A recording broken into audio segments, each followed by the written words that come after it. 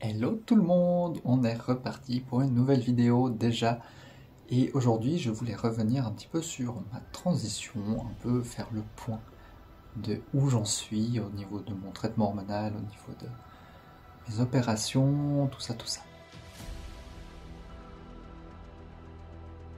Je vais commencer par revenir sur mon traitement hormonal parce que si vous avez été attentif sur mes deux dernières vidéos, je parlais de mon traitement hormonal qui s'était un peu foiré, on va dire ça comme ça. Il y avait eu un gros bug et je m'étais retrouvé à zéro avec la testostérone, les oestrogènes, enfin tout. J'avais été malade pendant 2 mois et demi. Tout ça, ça va beaucoup mieux aujourd'hui. Je suis revenu dans les normes. Tout ça, je pense que c'est quand même dû au fait que j'ai changé de mode d'administration des oestrogènes et je suis passé au gel à la place du patch.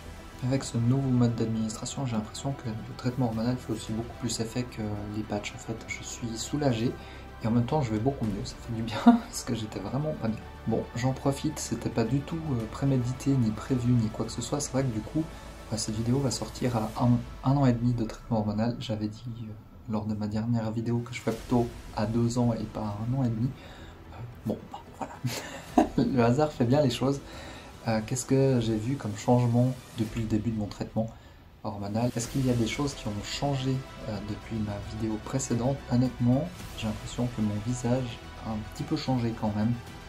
C'est pas non plus très flagrant, mais j'ai l'impression quand même qu'il y a ce changement-là qui se perd petit à petit. Quoi d'autre? Si.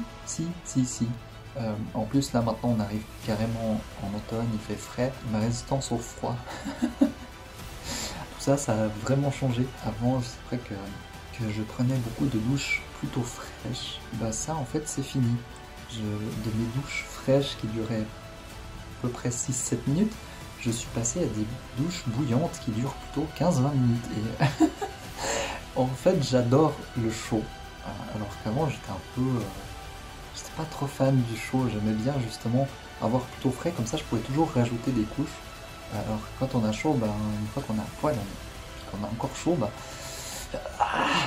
éventuellement des douches, mais tu peux pas passer ta vie sous la douche, donc c'est compliqué. Et c'est vrai que j'adorais ce côté un peu frais. Maintenant, j'ai tendance à aller plutôt là où il fait chaud. C'est vrai que je me prends, ça c'est un truc aussi que je redécouvre, c'est le plaisir des bains, et du coup ils sont brûlants. Mais qu'est-ce que c'est bien, enfin ouais. Donc ça c'est vraiment, je pense, le changement le plus flagrant de mon traitement hormonal depuis que j'ai commencé. La peau, les seins, la poitrine a... J'ai l'impression que ma poitrine ne se développe plus. J'ai l'impression que je suis arrivé au maximum. Du coup, c'est un peu frustrant, mais bon. Au niveau de mes opérations, j'ai eu mon rendez-vous pour ma vaginoplastie le 22 août dernier. Et si vous ne me suivez pas sur Instagram, déjà, qu'est-ce que vous attendez? Je vous le remets là. J'ai eu ma date d'opération. Donc ça, c'est pour 2024. Ce sera le 14 mars. Je rentre à l'hôpital le 13. Je vais fêter mes 36 ans à l'hôpital. Donc je vais vraiment avoir ma vaginoplastie en même temps que mes 36 ans. Et c'est vraiment le début de ma nouvelle vie. Et c'est assez fou que ça tombe comme ça bien. Et c'était très amusant parce que quand elle m'a annoncé d'abord le 24 mars, l'opération, j'étais là, oh, c'est le jour avant mon anniversaire, c'est trop bien. Mais j'étais contente. Enfin, vraiment, je trouvais ça cool d'avoir mon anniversaire vraiment à ce moment-là. Elle me fait, ah, mais c'est trop tôt, c'est trop tard pour votre anniversaire, on peut l'avancer, l'opération. Je dis, ah, si on peut l'avancer, je veux bien, mais de toute façon, que ce soit le 14 ou le 24 mars, je serai à l'hôpital. Donc ça ne change rien, je serai à l'hôpital pour mes 36 ans, je suis super contente.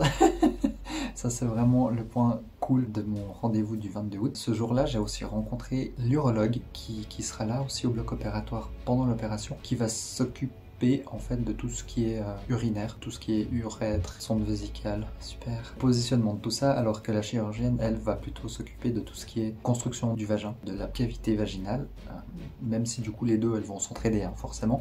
Il n'y en a pas une qui fait quelque chose et l'autre qui fait autre chose, les deux vont s'assister. Mais voilà, elles ont chacune réellement leur rôle principal. Mon rendez-vous avec l'urologue, j'ai dû tout le faire en anglais ou en suisse-allemand. Alors du coup, j'ai préféré l'anglais, on va pas se mentir, c'est quand même plus simple. J'ai passé une demi-heure de rendez-vous à parler en anglais, évoquer mes antécédents médicaux, qu'est-ce qu'il y avait d'autre, les risques liés à l'opération, les risques liés après l'opération, enfin plutôt les conséquences de cette opération, les défauts, parce qu'il peut y avoir parfois l'urètre qui se positionne mal, ce qui fait qu'on va uriner comme ça, à l'horizontale. C'est pas ouf.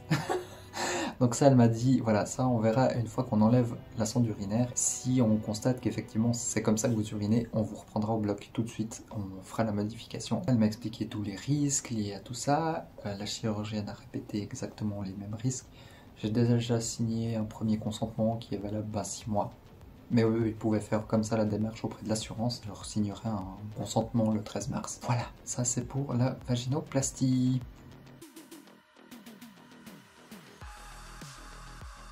La mammoplastie. Je parlais de mes seins à la fin du petit sujet sur le traitement hormonal et cette impression qu'en fait ma poitrine ne pousse plus, eh bien j'ai eu rendez-vous avec un chirurgien sur Lausanne, cette fois pas à Bâle, durant lequel l'idée de départ c'était déjà de savoir s'il était ok de me prendre en charge et aussi de faire toutes les démarches auprès de l'assurance, qui c'est qui devrait faire, c'était plutôt lui, c'était moi, c'était le psychiatre de référence. Ça c'était un petit peu le premier rendez-vous pour les formalités, les questions d'assurance, les questions de prise en charge. On a quand même déjà fait les photos de ma poitrine, j'ai pas encore de date, ça justement j'attends la validation de l'assurance qui disent ok c'est bon, en fait j'ai besoin de cet aval parce que si j'ai bien compris, en principe on devrait attendre 2 ans de traitement hormonal pour ensuite accéder à cette chirurgie. Moi j'aimerais bien pouvoir faire cette opération en février, donc juste avant ma vaginoplastie, et comme ça ça fait que quand j'arrive à ma vaginoplastie, je me suis remise déjà de ma mammoplastie et je peux enquiller là-dessus, et une fois que je sors de l'hôpital je peux faire mes dilatations tranquillement sans avoir à me dire j'ai encore un mal au sein, je peux pas faire certains mouvements, je peux pas faire d'efforts, je peux pas faire ci, je peux pas faire ça.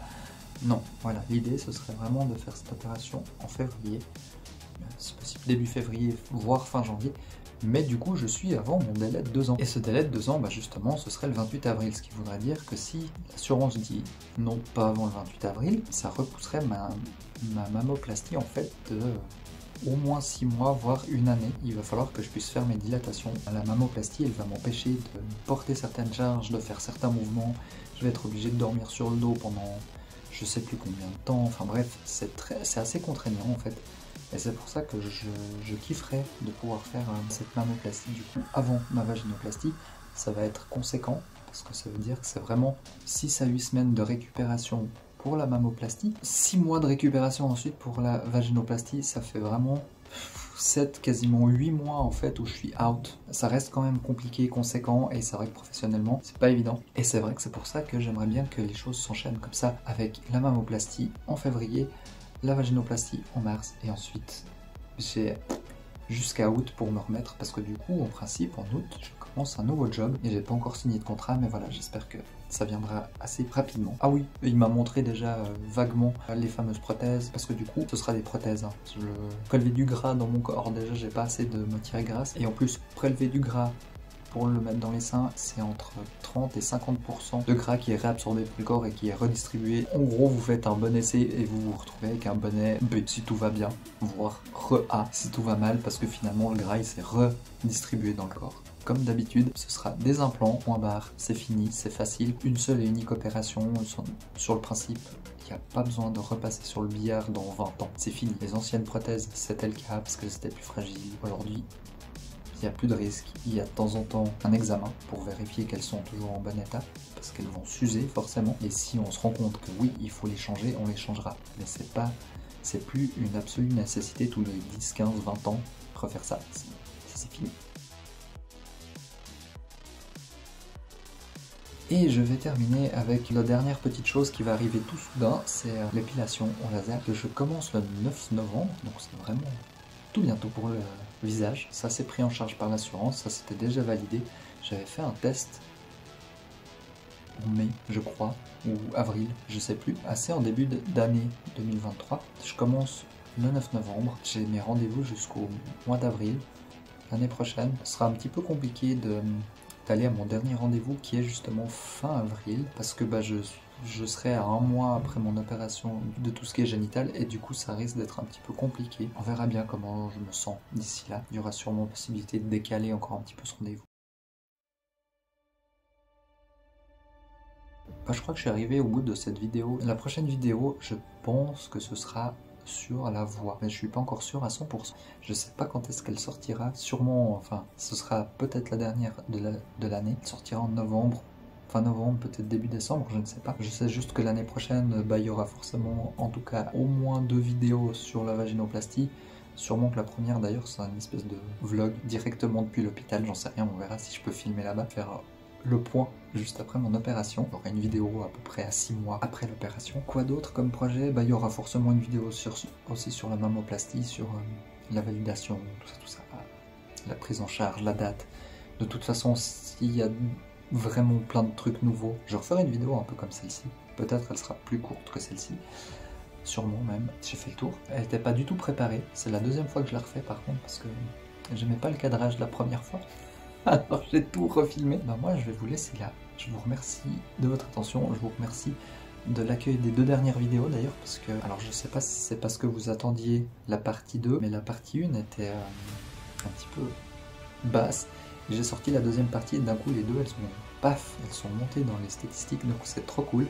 Je vous remercie infiniment pour ça. Abonnez-vous, enfin franchement, n'hésitez pas à vous abonner, à commenter, à poser des questions. Franchement, dans cet espace commentaire, il y a quand même quelques commentaires. Pas beaucoup, mais il y en a quelques-uns. Franchement, faites pas les timides.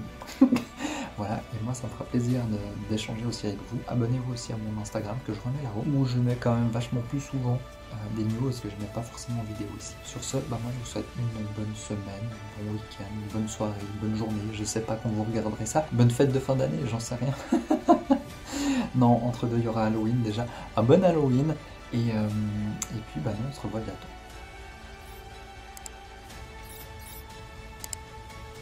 Hello tout le monde, on est reparti pour une nouvelle vidéo. Et aujourd'hui, je voulais revenir sur... Sur quoi déjà?